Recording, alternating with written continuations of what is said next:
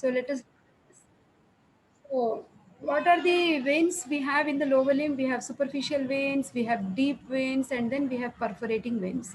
Let us first classify the veins. Like the veins are, like we have superficial veins which are seen easily through the skin. Like the great saphenous vein is the largest vein of our body. We have small saphenous vein.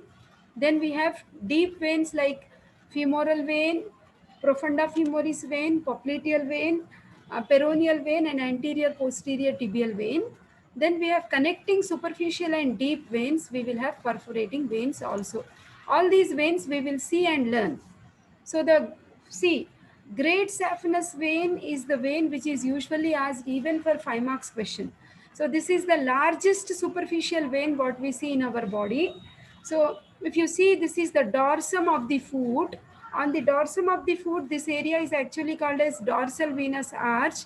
So medial side of the dorsal venous arch, you will have great saphenous vein. It moves along the medial aspect of the leg.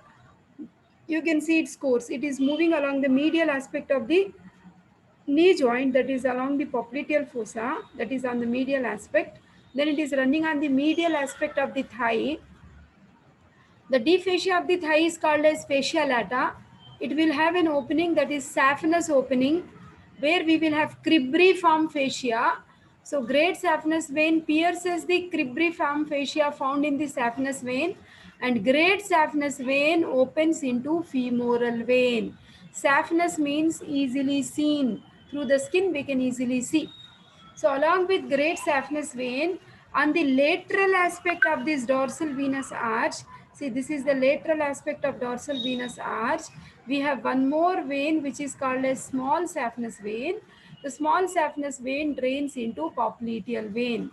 Great saphenous vein drains into femoral vein. Small saphenous vein drains into popliteal vein. Okay. So it like instead of reading theory part, better you try to remember this flow chart. It's quite easy if you practice. Okay, now this is one superficial vein which you see on the dorsum of the foot. You call it as dorsal venous arch. So it is receiving most of the blood from these toes, metatarsal bones, and also from the sole. Okay, so deep veins are deeply placed. So this is our dorsal venous arch. Medial side continuation is great saphenous vein.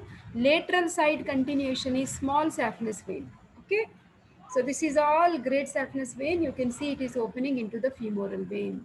Okay, then now see here, if you just see, always the blood is flowing from the superficial compartment to deep compartment. See, suppose this is superficial vein like great saphenous vein. Suppose this is a deep vein like femoral vein. You will see there will be connecting veins between the superficial veins and deep veins. These connecting veins are actually called as perforating veins. Perforators. Perforating veins are the perforators. And these perforating veins, basically they form network in the muscles. Okay, because of the contraction of the muscles. I told you, if you remember, soleus is the peripheral heart. So contraction of the muscle is actually causing the blood to get pumped from superficial vein to deep vein. Always you should remember the direction of blood flow is from SD, superficial to deep. Okay, not in the reverse direction. And what are the things which are facilitating this flow of blood? You have valves. Valves are the structures which will prevent the backflow of blood. Okay, then all these are not required, beta. Then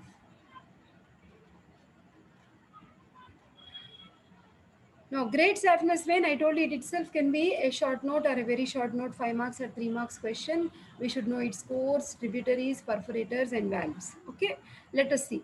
So course, it is the largest and longest superficial vein of the limb, which is starting from the dorsum of the foot. It runs along the medial side of the medial malleolus, along whatever I told you, everything is texted here, beta. Finally, it is opening into the where saphenous opening, where we have the cribriform fascia. Okay, now saphenous opening, we have cribriform fascia. So just like it is 3-4 centimeters below and lateral to the pubic tubercle, which is a prominent point on the pubic bone, it opens. Okay, so this is our great saphenous vein. Now, what are the structures? Long saphenous vein and great saphenous vein, these are synonyms only. Same, like two names it has got. Okay, like see, you are finding there is one nerve which is accompanying this great saphenous vein. What is the name of this nerve? Saphenous nerve. Okay, saphenous nerve. So the nerve is very closely applied to the vein in lower two-thirds of the leg and is often injured when you are if you remember, I told you saphenous vein is used for bypass grafting when we were doing blood supply of heart, isn't it? So when you are cutting this saphenous vein to use it as bypass graft, we may tend to damage this nerve, saphenous nerve. Okay, then so not only we have nerves accompanying, we have lymphatics also accompanying. We have lymphatic trunks which are actually draining here. That is superficial inguinal group of lymph nodes. Okay. Now let us see tributaries.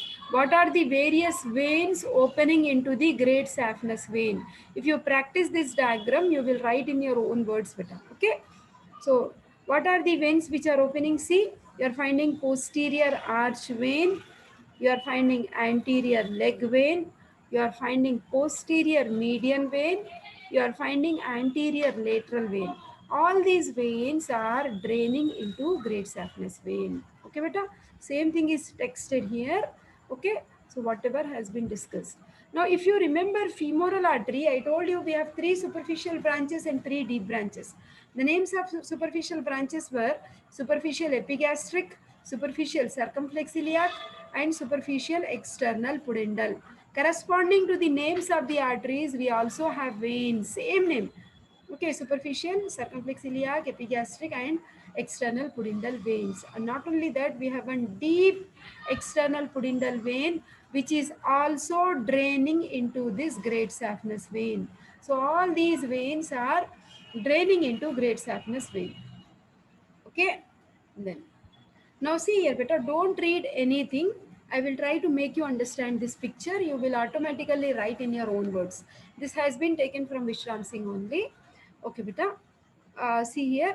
See, this is like long vein which is opening into femoral vein. So obviously, what is the name of this vein? We know this is our great saphenous vein. It is labeled here. So we know this is the dorsal venous arch, and on the medial aspect of the dorsal venous arch, we have this great saphenous vein. Now see here, corresponding to the names of the artery, with femoral artery, we have femoral vein. With anterior tibial artery, we have anterior tibial vein. With posterior tibial artery, we have posterior tibial vein. With peroneal artery, we have peroneal vein. That means, so whatever have been shown in light color, these are deep veins. So we know like superficial veins and deep veins are connected by means of perforating veins. Now see here, this is our great saphenous vein. So it is connected to the like posterior tibial vein by means of three perforators which are shown in violet color. These are present at the level of ankle joint. Okay, they are called as ankle perforators. Ankle perforators, we are having three in number. Okay, then one perforator you are finding, this perforator is given a special name cocket. Don't remember special names, not required. Three perforators are seen at the ankle joint point. Okay, then one perforator is seen at the knee point, which is connecting the great saphenous vein to posterior tibial vein. See, this is the posterior tibial vein, this is the great saphenous vein. At the level of knee joint, we have second perforator. Then, great saphenous vein is connected to popliteal vein by means of one more connector, perforating vein, which is seen at the level of adductor canal. Adductor canal. Okay. So like that, we have, these are the three perforators which are seen at different levels. Now see here, beta, on the lateral side of dorsal venous arch, we have small saphenous vein, right? So small saphenous vein is also connected to this peroneal vein by means of lateral ankle perforator. Lateral ankle perforator. You just practice this diagram and you can write in your own words. Okay. So where are the perforators? Basically, perforator is nothing but a vein which is connecting superficial vein to deep vein. Based on their positions, they have been named differently. One is at the ankle, one is at the knee, and one is at the adductor canal for great saphenous vein, and one is at the level of ankle at the lateral side for the small saphenous vein. Okay, please remember this. So this is Chaurasia's picture, different like textbooks, but I feel this picture is better because colors have been used, which makes your understanding easy. Okay, so this is the dissected picture, what you are finding: skin, superficial fascia. This is our great saphenous vein. This is fascia lata. Okay, and we can see it is, this is cribriform fascia saphenous opening. So great saphenous vein is opening into the femoral vein, great saphenous, and this is femoral, and this opening is saphenous opening. These are superficial veins: superficial external iliac, superficial external pudendal, superficial epigastric, like that. Great saphenous vein is very important, beta. Okay. So now see here, perforating veins. How are they connecting superficial vein to deep vein? If they are passing through muscles, they are called as indirect perforators. If they are connecting directly without passing through muscles, they are called as direct perforating veins. Okay, we have indirect and direct perforating veins. Okay, see, this is direct perforator. Here we do not have background muscle. Directly the superficial vein is connecting to deep vein. Okay, that is direct perforating vein. So now coming to small saphenous vein, I told you it is also coming from dorsal venous arch, but from the lateral aspect, isn't it? That is. So it is opening in the popliteal vein. Remember, it is opening in the popliteal vein. So it is also accompanied by one nerve. That was great saphenous vein by saphenous nerve. No, small saphenous vein by sural nerve. Sural nerve is accompanying. Okay. Then we have certain perforators.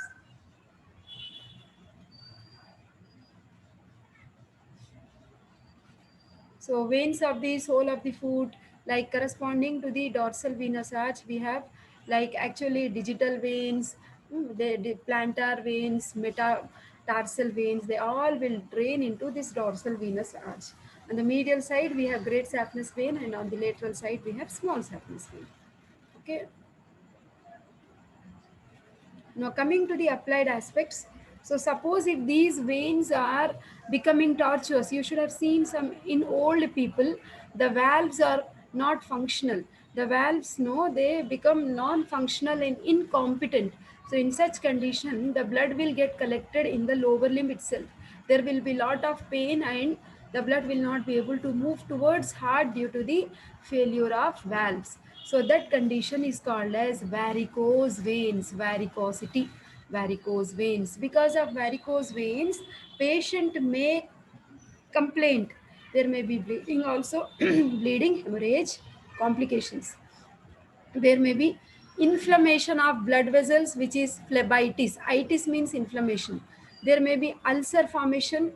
There may be pigmentation. There may be itching. Okay, sometimes these veins may become hard and they may become calcified. Okay, so of course this basically this is seen in, like as the age advances, and the people who have prolonged standing, obesity, pregnancy, overweight, and the professions which demands like operation theater, and the surgeon is standing there for 12 to 14 hours. So there are certain jobs where there is professional risk, so which may leading to such clinical conditions. Okay. So this is varicose veins. If you find varicosity, hemorrhoids, piles, that is also one of the condition. If you see this varicosity in the scrotum, we have pampiniform plexus of veins. You call this condition as varicocele. Varicocele. Okay. While doing portacaval anastomosis, I told you esophageal varices. That means rupture of the portal veins in the esophagus. Okay. Bypass grafts. I told you we can take great saphenous vein whenever there is blockage in the coronary blood vessels. Only thing is we need to reverse the direction of valves. Previously the direction was like this, so that it is taking the blood towards the heart. Now the direction should be downwards because it has to supply the heart muscle. Okay, this is one vein which is cut, and the vein which is grafted here, this is venous bypass graft, and you have just reversed the direction of valves, so that now it starts supplying the cardiac muscle. Directly from aorta, the blood will be pumped towards the cardiac muscle. Okay, beta? All these are not required. Now, see, we will discuss the lymphatic drainage of lower limb as well. So, lymphatic drainage of lower limb, we have two sets of veins, like superficial inguinal lymph nodes we have, and deep inguinal lymph nodes we have. So, let us see with the help of picture, you will understand better. So, we know this is the great saphenous vein. Accompanying the great saphenous vein, lying in vertical position, we have 4 to 5 like inguinal group of lymph nodes. This is horizontal position. So in the horizontal position, we have medial member, we have lateral member. So overall, these are also superficial group of inguinal lymph nodes. Okay, these are also like superficial group of inguinal lymph nodes, and these superficial group of inguinal lymph nodes are actually draining into deep group of inguinal lymph nodes. Okay, now see here, this is superficial list beta. So this is deep group of lymph nodes. If you remember, we have discussed the femoral triangle, femoral sheath, and the medial most compartment of the femoral sheath, I told you we have femoral canal.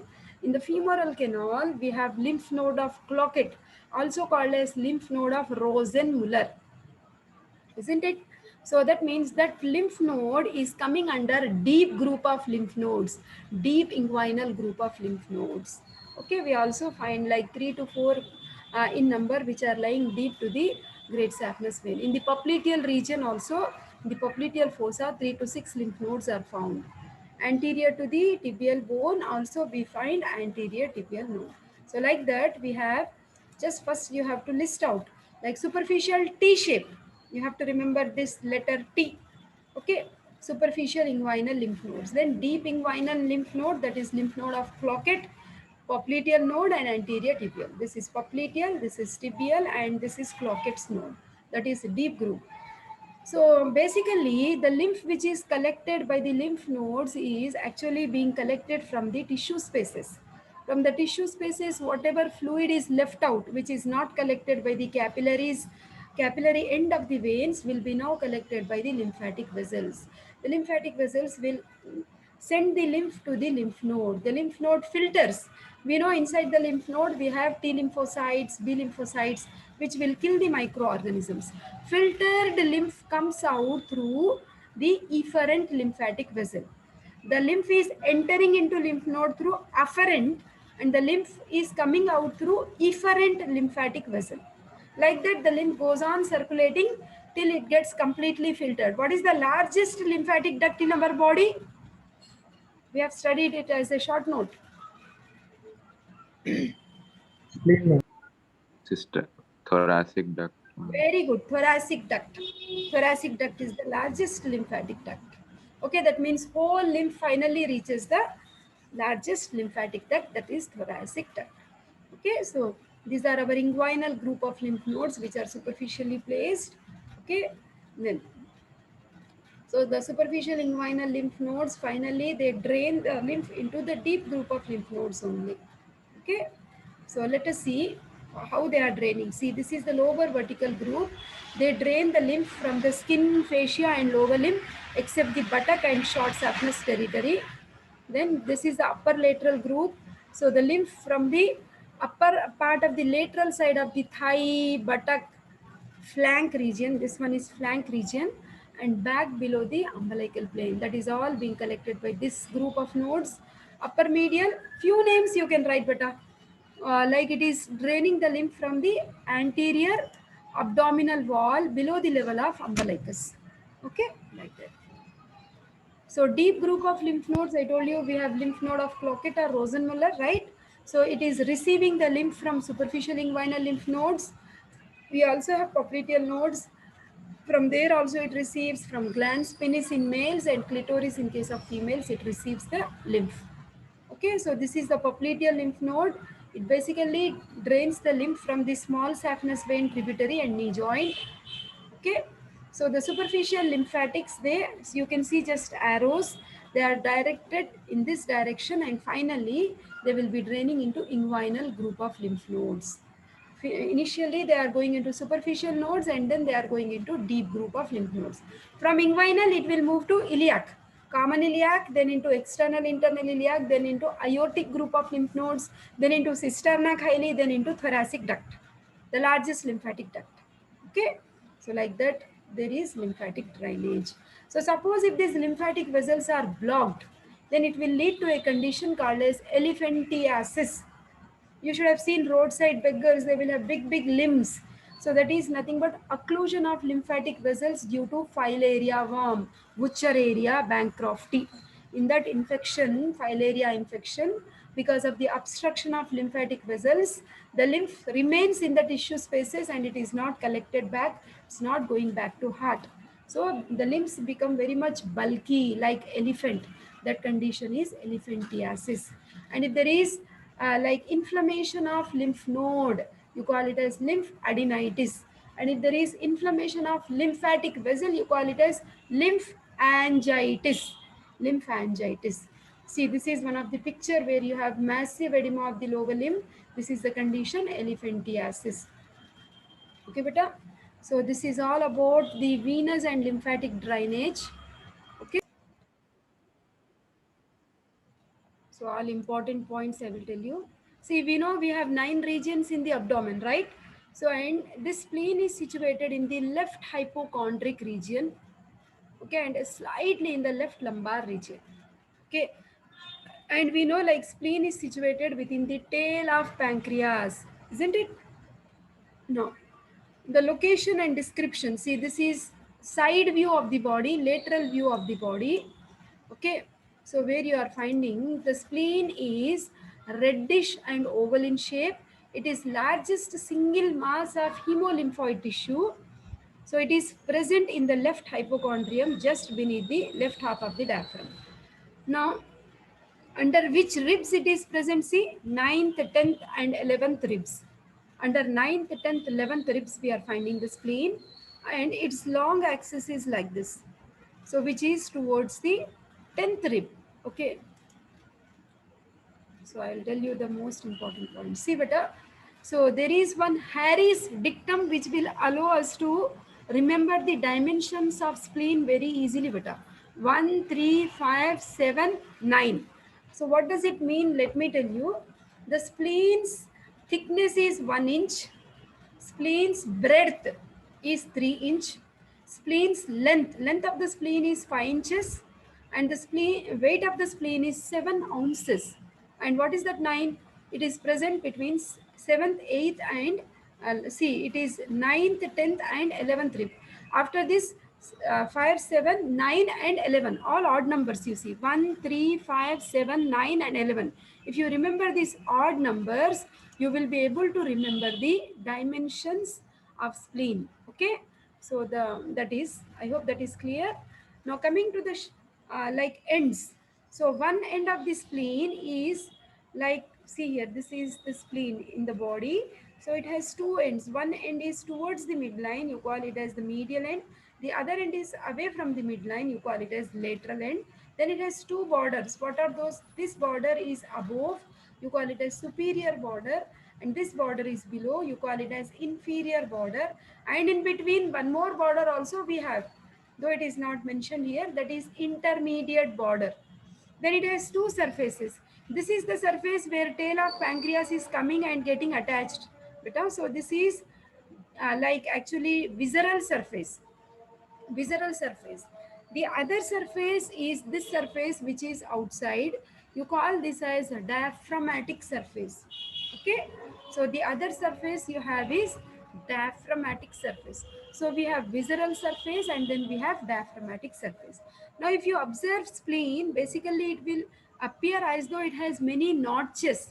So why does it appear like that? Because during embryological development, it is highly notched. Okay.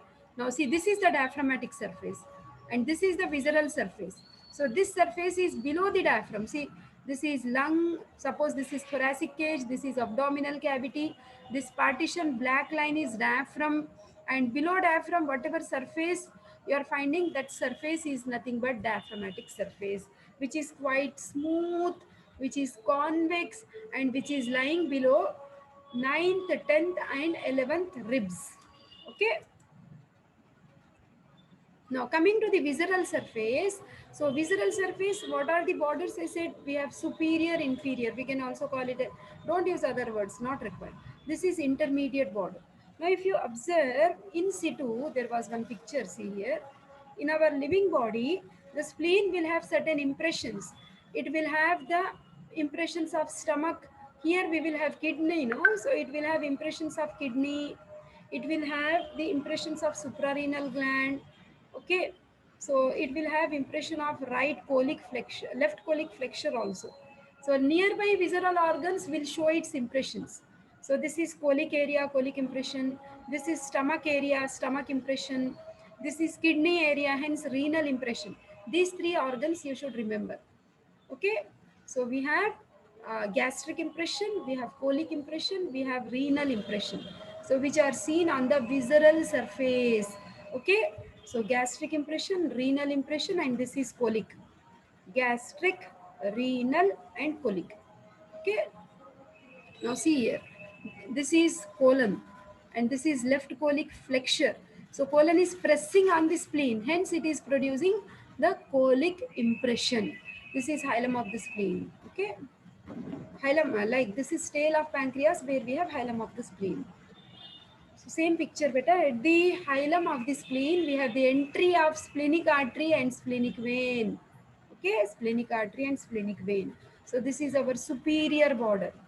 Okay, which is like sharp. Okay, then this is our inferior border.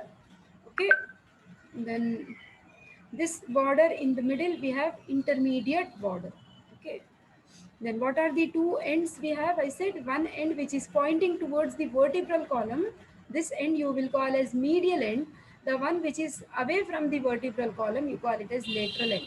So if you see the medial end, it is rounded, and if you see lateral end, it is blunt. Okay, so medial end and lateral end we have.